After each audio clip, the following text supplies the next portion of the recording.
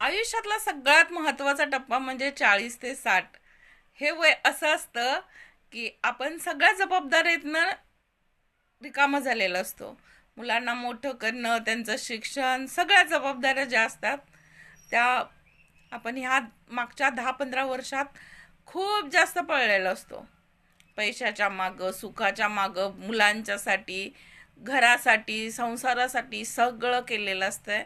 आणि आता आपल्याला वाटतंय आपल्याला जरा स्वतःकडे लक्ष द्यायला पाहिजे, स्वतःसाठी जगायला पाहिजे. असे हा टप्पा आहे 40 ते 60. ह्या टप्प्यात आपण स्वतःला खुश ठेवायचा प्रयत्न करतो. दुसरे आपल्याला पसंत करतात का नाही त्यापेक्षा आपण आपण कुणाला पसंत करतो का नाही त्याकडे जास्त लक्ष देतो. आणि याच टप्प्यात आपण खऱ्या अर्थानं जगायला सुरुवात करतो.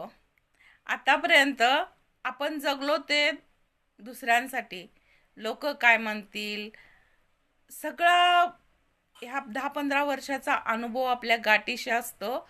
त्यामुळं ह्या टप्प्यात आपण जास्त स्वतःचा विचार करतो, फक्त दुसऱ्याचा विचार करणं सोडून दिलेलं असतं.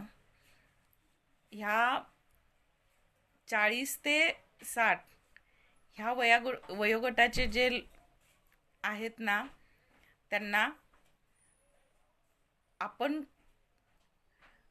काय घालतो त्यापेक्षा कसं असतं की आपल्याला काय कम्फर्टेबल आहे हे महत्त्वाचं वाटायला लागतं. दुसऱ्यांसाठी आपण चेंज आयुष्यभर केलेला असतो की त्यांच्यामुळं लोक काय म्हणतील म्हणून आपण त्यांच्या हिशोबानं चाललेला असतो. पण ह्याच्यात जे 40 ते 60 या वयोगटात विचारसरणी जरा बदललेली असते. आयुष्य यावेळी खूप छोटं वाटायला लागतं, पण खरं माहिती आहे का, आयुष्य छोटं नाही, आपण जगायला सुरुवात उशिरानं करतो. आजपर्यंत आपण खऱ्या अर्थानं जगलेलंच नसतं.